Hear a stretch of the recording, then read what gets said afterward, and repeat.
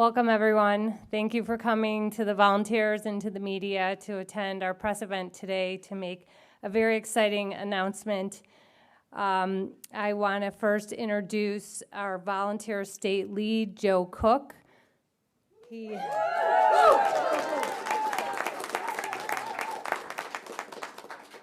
Joe Cook has led the ballot access here in the state and managed all the volunteers. We are so grateful to him. He's a professional investor. He graduated from Brigham Young University. He lives in Lehigh with his family. He's active in democracy reform, and he currently serves as a Braver Angels ambassador in Utah to help improve political dialogue. I'm Stephanie Spear, press secretary for the campaign. Thanks again for being here, Joe Cook.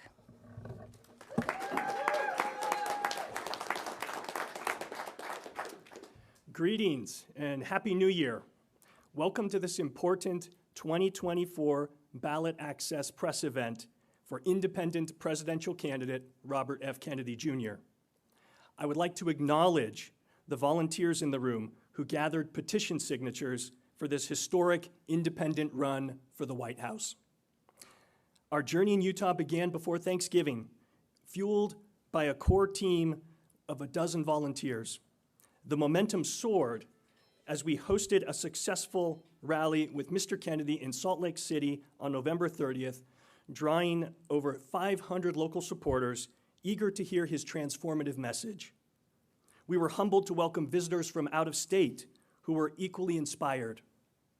The number of volunteers who signed up to collect signatures swelled from the original dozen to over 100 individuals by the end of the rally.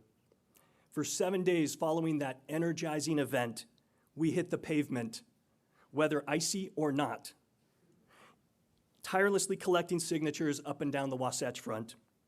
We gathered signatures in public spaces outside of jazz games, Ute and UVU games, bustling holiday markets, and various public libraries. Our volunteers braved the elements, canvassing in snow, rain, and freezing temperatures. These unsung heroes dedicated precious holiday hours because they believe in offering the voters of Utah the choice to elect someone committed to representing all Americans. Signatures came in from Cache Valley to the north, from Washington County in the south, and at least 14 counties were proudly represented in the signatures submitted. Many volunteers, driven by their passion, walked their neighborhoods or reached out to friends and family, contributing to this grassroots people-powered movement. Many voters who signed the petitions were thrilled to hear a message that unites us rather than divides us. I want to give a special thanks to Dina Kennedy, no relation to the candidate, who generously opened her shop, the Avenues on 4th, for those eager to sign petitions and drop off packets in Salt Lake City. To all the volunteers and supporters, I want to extend my heartfelt appreciation for your dedicated efforts. For those who wish to join us in growing this historic independent movement, we invite you to sign up at kennedy24.com. It is now my great pleasure to welcome to the podium our independent candidate for President of the United States, Mr. Robert F. Kennedy Jr.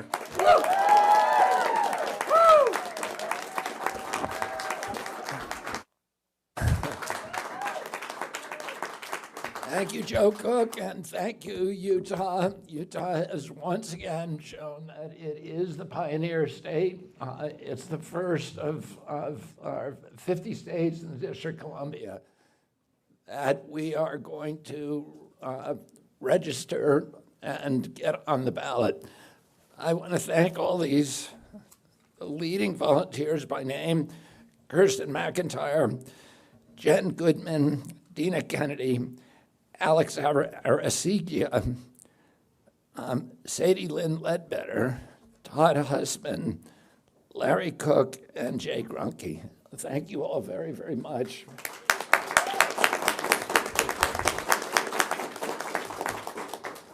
I'm going to mention that this morning that the campaign learned that 3 states are refusing to send us ballot petitions. And those are Maine, New Hampshire, and North Dakota. This is something that would never happen to a presidential campaign from the major political parties. And one of the side issues that I think has been raised throughout this campaign in many, many ways is the undemocratic lock that the major political parties have on this process. Most democracies in the world have a variety of political parties, but the Democratic and Republican parties have succeeded in this country in implementing a number of rules and procedures that make it almost impossible for anybody to challenge for any normal American, to challenge their chokehold. And we see this in many different ways across this campaign.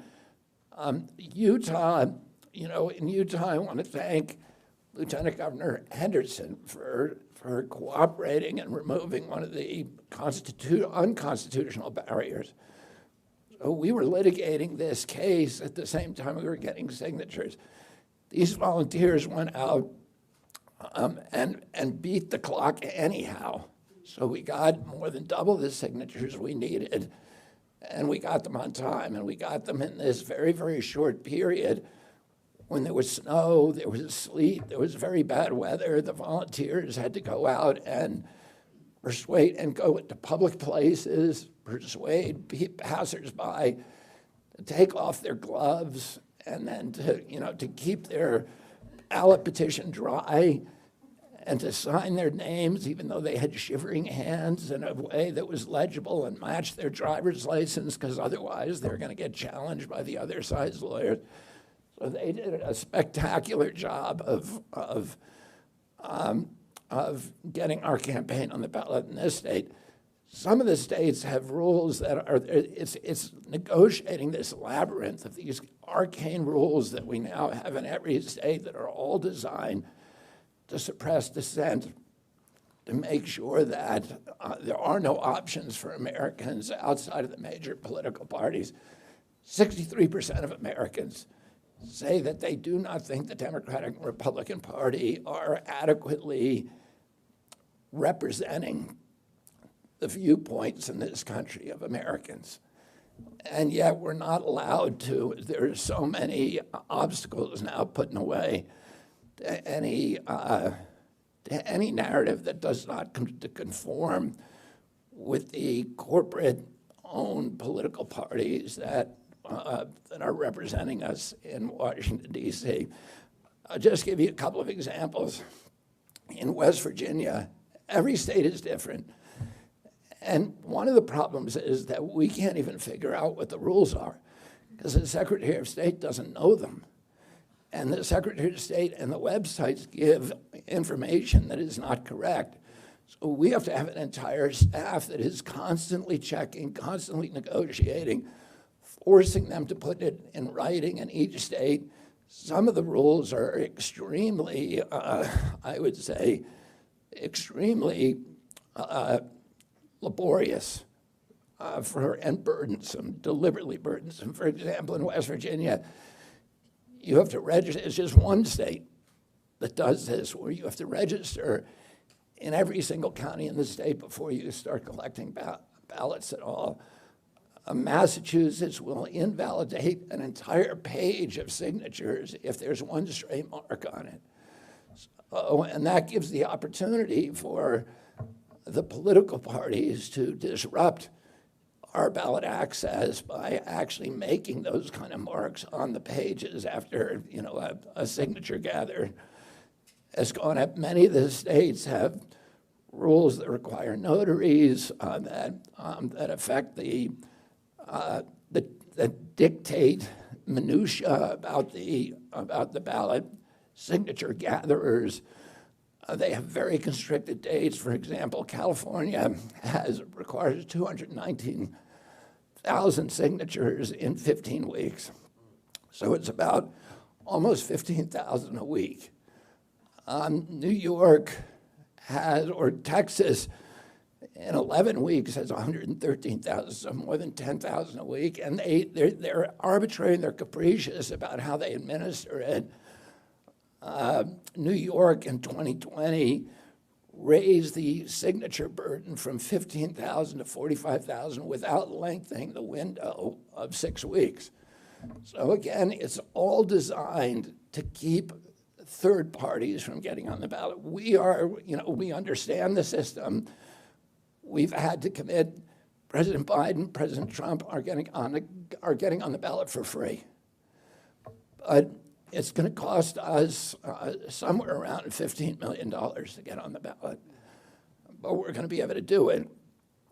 And in the end, we're going to have an army in the field of very, very capable people like the ones you see here. We're under leader, and we're able now to identify extraordinary leaders like Joe Cook. And we're going to, this process is forcing us to build our army now, and we're going to have a better army on the street, in the trenches, in November of 2024, when we need to get out the vote. And that, in the end, is going to give us an advantage in all of these states. So I, again, want to thank these extraordinary volunteers, and we're going to put you all on buses if you want to get on them, and bring you to California and New York and sign up people there. I do want to mention that some of the ties that my family has to Utah. I came to Utah with my dad to ski, but I also came and ran the Yampa River in 1965 with him, where we learned to kayak the first time when I was 11 years old. We visited San Juan County, the Navajo Reservation, went across the border to Arizona to Red Rock. In '67, we came back and ran the Grand Canyon with my dad. And Frank Moss was on that trip with us, who was very, very close to my father in the Senate. He was replaced by Orrin Hatch, who became my uncle, Ted Kennedy's closest friend in the United States Senate, despite their antithetical political views. My uncle, President Kennedy, considered his speech to the LDS community in 1963, when he was trying to push through legislation, the first treaty of the nuclear age, the Atmospheric Test Ban Treaty, and it was considered to have no chance on Capitol Hill and was very unpopular with the American public. One of the first stops that he made was here, speaking to a congregation, the LDS Church, and he got a standing ovation, and that turned the tide for the legislation that he considered the most important legacy of his term.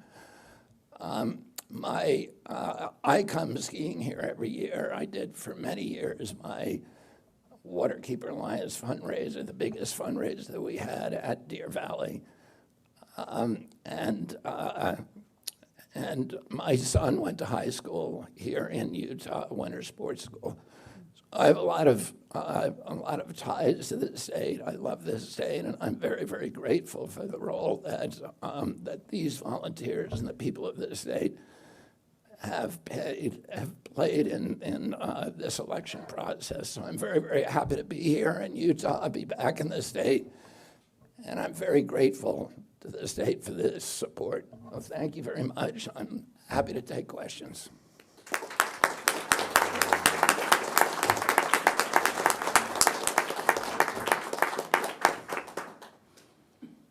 Questions? So, Mr. Kennedy, while you're celebrating getting on the ballot in Utah, you raised a couple of challenges that you just learned about this morning. Would you care to elaborate a little bit more on that, how you learned about those challenges? We're going to figure it out. You know, we have a litigation team now, and we expect to litigate in a lot of states. So, and we did litigate in this state. I'm grateful to Lieutenant Governor Henderson for, for shifting, for enlarging the window in a way that we think was compliant with the Constitution. So, these are roadblocks, they're obstacles, but None of them are insurmountable. We will be on the ballot in 50 states and the District of Columbia. And do you care to comment on the situation in Maine in particular?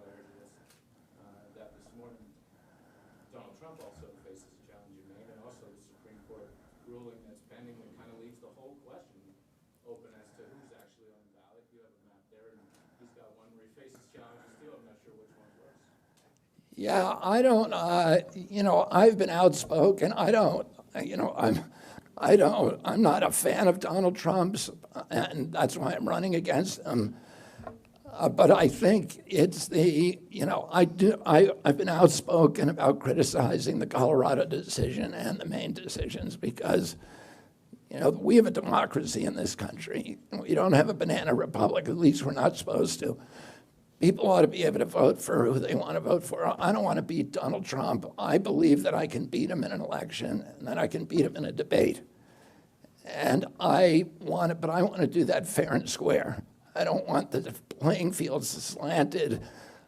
I don't want to have an election where you get rid of a guy who, a large percentage of the American public want as their leader, and you're going to leave those people feeling angry and frustrated, and justifiably so. I've read the opinions. I don't see how they can stand judicial, Supreme Court scrutiny. I don't think you can get. Donald Trump has not been convicted of leading an insurrection.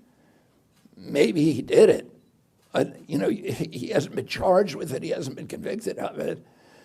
So you can't really, I don't think it's fair. I don't think there's due process in punishing him for a crime that he was never convicted of. It's not the American way of doing things. And I think as a strategy that it actually hurts the Democratic Party, because I think it discredits them and it makes President Trump kind of into this mythological figure because people can see that this is not fair. So I want to beat President Trump, but I want to beat him fair and square in an election where everybody gets to vote for who they want to vote for.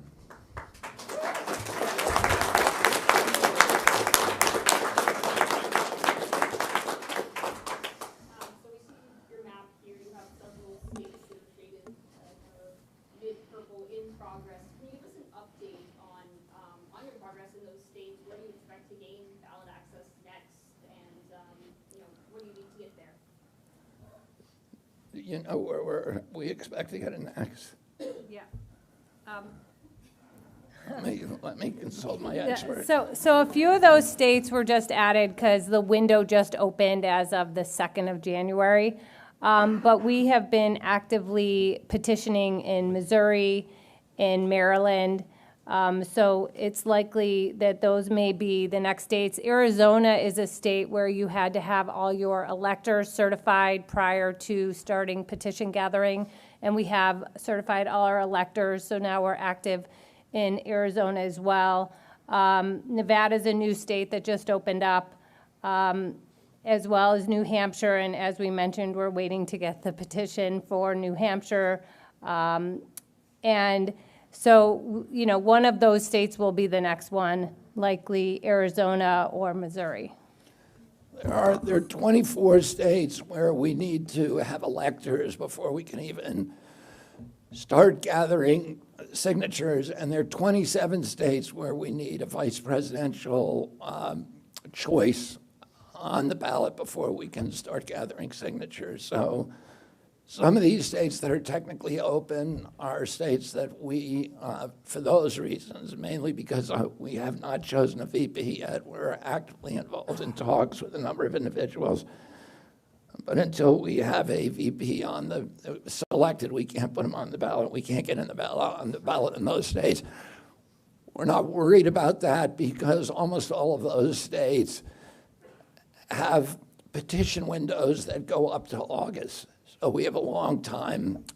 The states that I mentioned are really kind of before the New York, Texas, California that have very, very difficult, and a few others that have very, very difficult ballot requirements and short windows. Have you officially filed Yeah, we just had it stamped upstairs. Any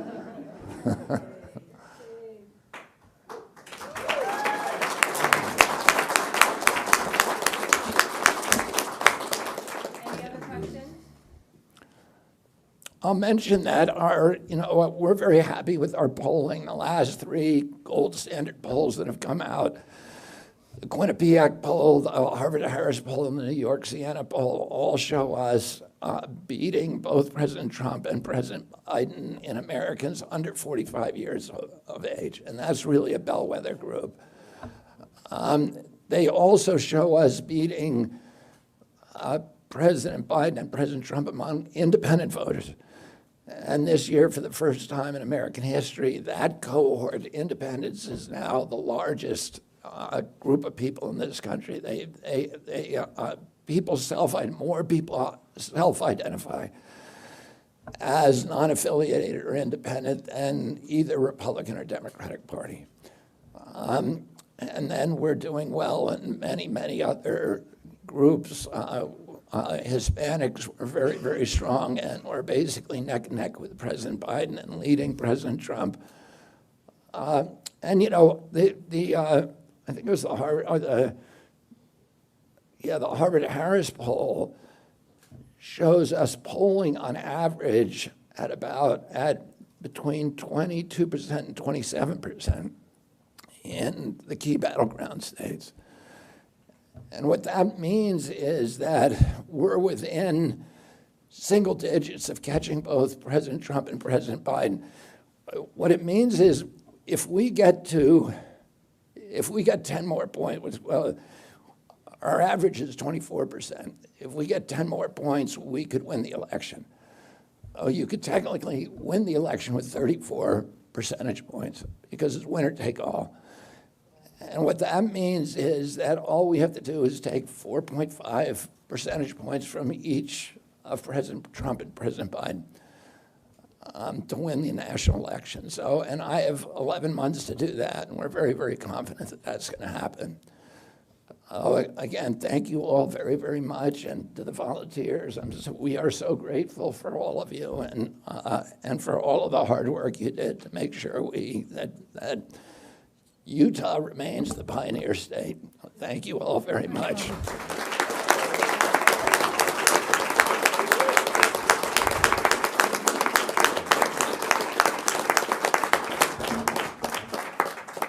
Yeah, thank you everyone for coming. As you can see, we're ready for whatever comes our way. We have the field teams, the volunteers, the legal teams, the paid circulators, the supporters, and the strategy ready to get the job done. So 1 down and 50 to go. Thank you so much for being here. I'm